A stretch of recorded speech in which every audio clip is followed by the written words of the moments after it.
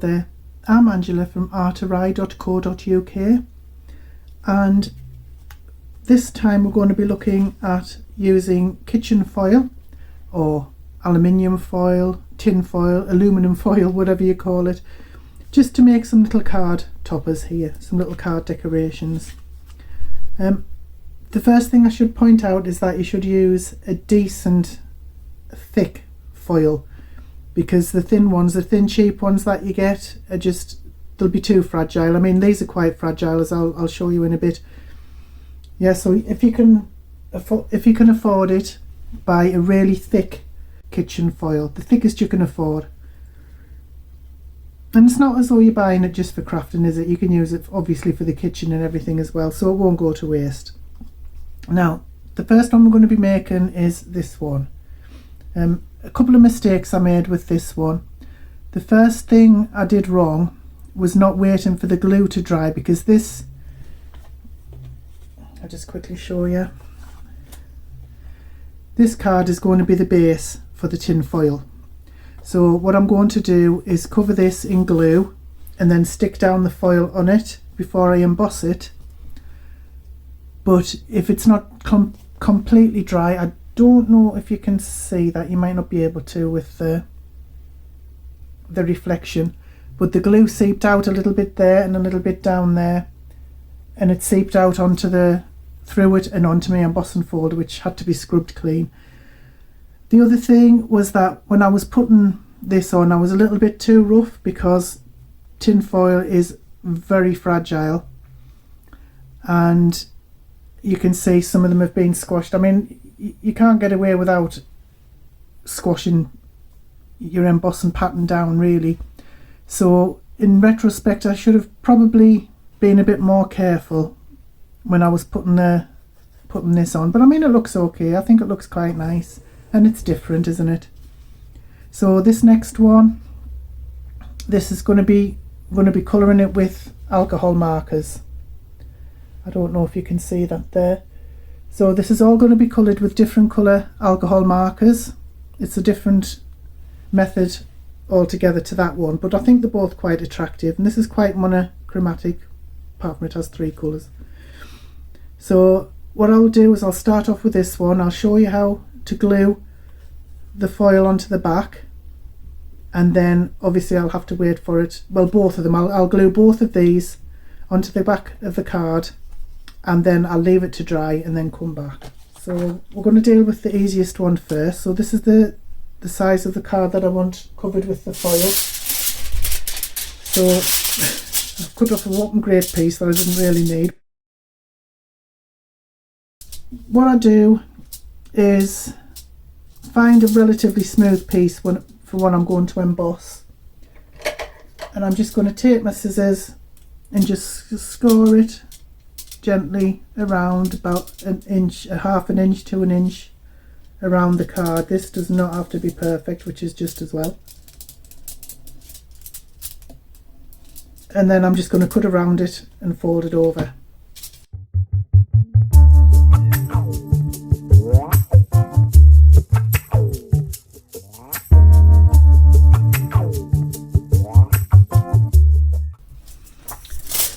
Now it's up to you which side you want to use. You can use a really glossy side, or you can use the other side. Because I used the glossy side on that one, I'm going to see how it embosses on this side. So can but try. So what I'm going to do is, where's the brush? I have a brush that I use just for glue. It's quite a large flat one. So I'm going to use this. It's my collal glue, and it's good because it won't wrinkle the card, but it also does take quite a long time to dry. So I'm going to put it on and spread it around the best I can, making sure I get to all the edges.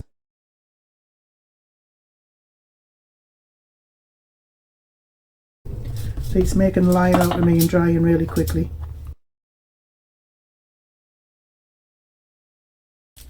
I'll put that on there, and it doesn't matter if it goes wonky, and just fold it over And what I should have done first is mited the corners.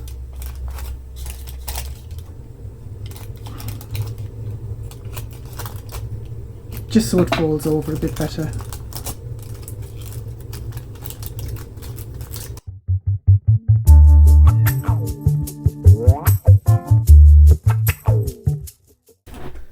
So I don't know what this is going to look like, but I'm going to try this embossing folder on it, but only when this has dried. So I'm going to put that away to one side now. For this next one, we need to cut it quite a bit larger than the actual card. Please be careful with tin foil because it can be quite sharp, so we don't want you cutting yourself, especially with this next bit that's coming up. So what you do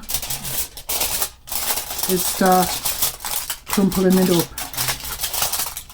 very gently. We don't want to split it.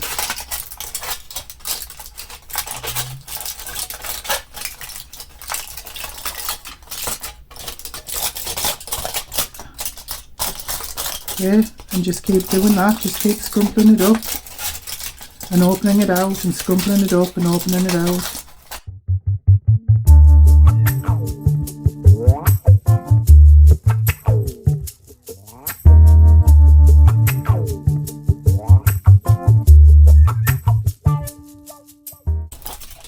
I think that looks okay. So I'm now going to roll it out. You don't have to use a rolling pin if you don't want. You can use a spoon carefully, the back of a spoon, but I'm going to use my rolling pin. No, you haven't wandered into the cooking channel by mistake if you've just started watching this video.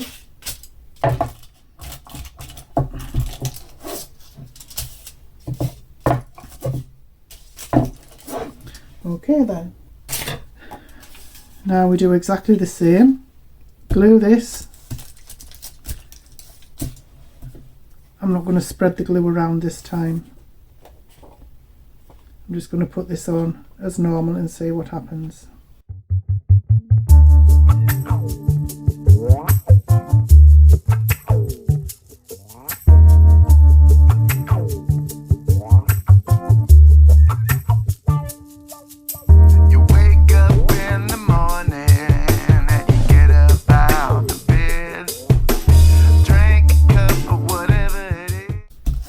There we are. It doesn't look much at the moment, but it will look good when it's done, hopefully. I'm now going to leave these to dry properly. Well, I don't need so much with this one, but this one needs to finish drying, so I'm going to finish this card with this piece first before I put this through the embossing, because I think it's still wet, because that glue takes a while to dry on a normal card surface. So I think what I'll do first is I will put this on the card back just to make it easier to colour.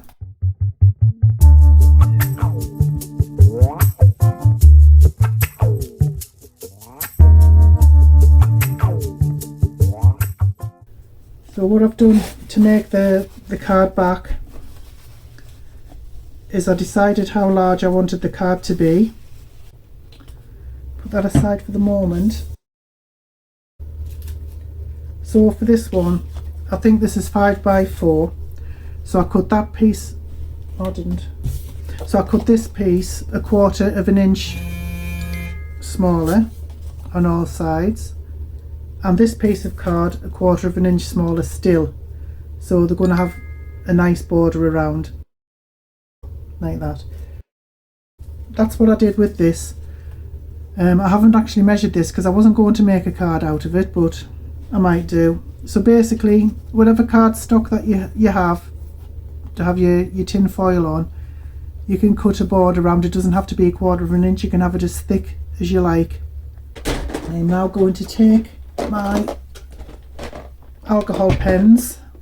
I've got 3 of these actually. So I'll put them to one side and I am going to colour these in, just little bits. We colour in the little itty bits here and there with different colours, and I'll speed it up so you don't have to watch me doing it because it is excruciatingly slow.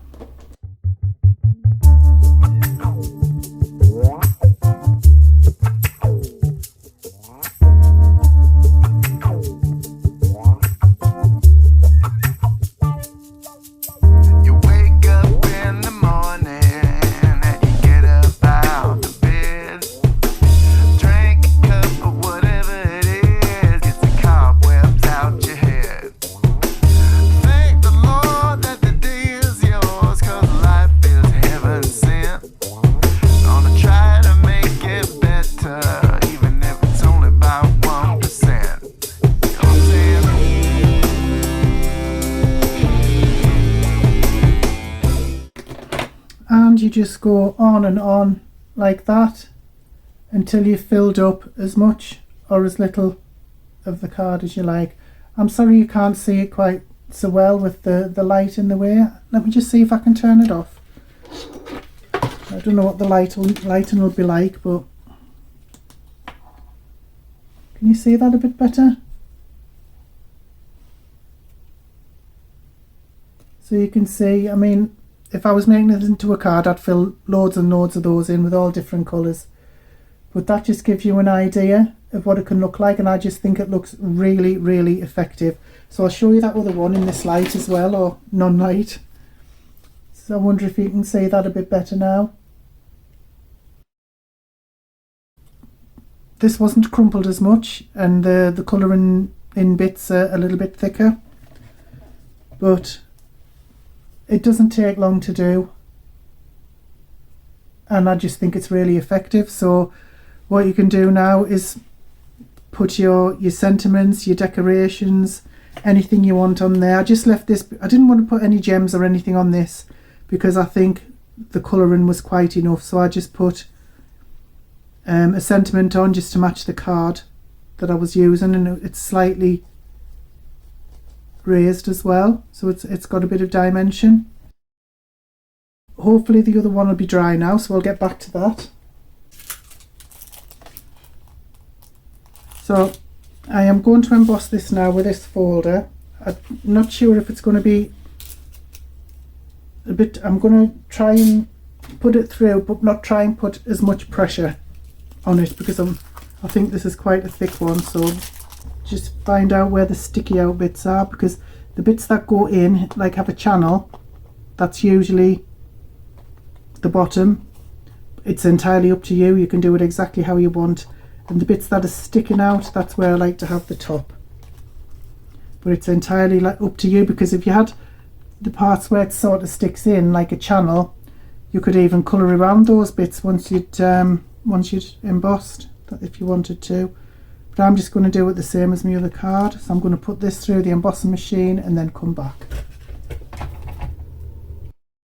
Okay, I didn't think this would work because there was hardly any pressure on there at all. I didn't even think it had embossed. But I think that's turned out beautifully. Now if I put too much pressure on, it might have gone through or it might have torn it. But I just think that's lovely. I'm really pleased with that actually. I wasn't expecting it to work. So I just put these away. And the glue must have been dried properly because it hasn't seeped through and it hasn't gone onto my embossing folder, I don't think.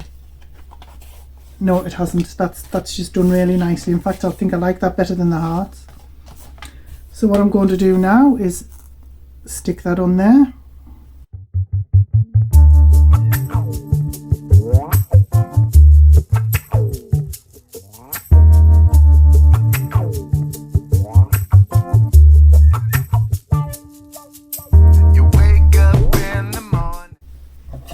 So anyway, I am going to very carefully, I'm not even going to press, I'm just going to make sure that it is glued on without being too rough. There has been a little bit of glue squeezed out there, but I can deal with that later with my glue remover, which I love and could not do without. So yeah, very gently, because even when you're gentle you can see the, I don't know if you can see that, you still get a few lines. And then that is going to go on there, which is the right way up. That's it, isn't it? And that's going to be glued onto there. And again, just very gently.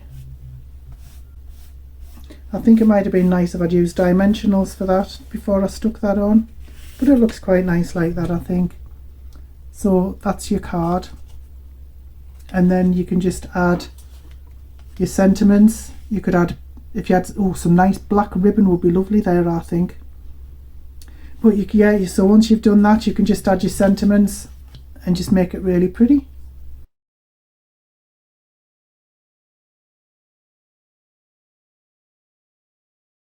So I shall turn off the light again to see if you can see it properly.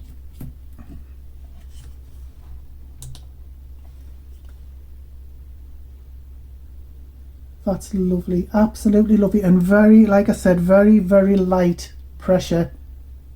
That's all it took going through that machine, because it is quite fragile. So I'm really pleased with the way they've turned out. I think I will actually put these for sale on my website, or I could send them to somebody. I haven't decided yet. So these are the different ones. What I'll do, I think I'll finish these off and make them into cards actually, and I'll come back and show you what that looks like later. I couldn't really decide what to do with this one, but I did manage to finish this one. It's nothing earth-shattering. I'll just turn the light off again so you can see, if you can see. So what I did was just put a sentiment on. I used a bit of scrap that I salvaged from another video, and just a few little gems and things like that. And like I say, nothing earth-shattering, but somebody might like it. I could not decide what to do with this, because I quite like that, because it matches. I decided to put Ivory card, but I thought that looks really nice, but it's covering up all of the pattern, or most of it. So then I thought maybe I could have a little sentiment like that, but that didn't sit right with me either. So I haven't decided what to do with this yet, and I am quite busy, so I'm gonna have to go anyway. So I might do something with that and show you at a later date, but that's just an example of what you can do with your tin foil. If you have any more ideas, I'd be very, very interested to know. So you can let me know in the comments, or if you're interested in, I've set up a Facebook group. It's not live yet, but if you're interested in joining so you can post all your own stuff, please let me know in the comments and I will make sure I get that done. But in the meantime, thank you for staying with me. I really, really appreciate it, and I hope you have a wonderful day. Bye bye now.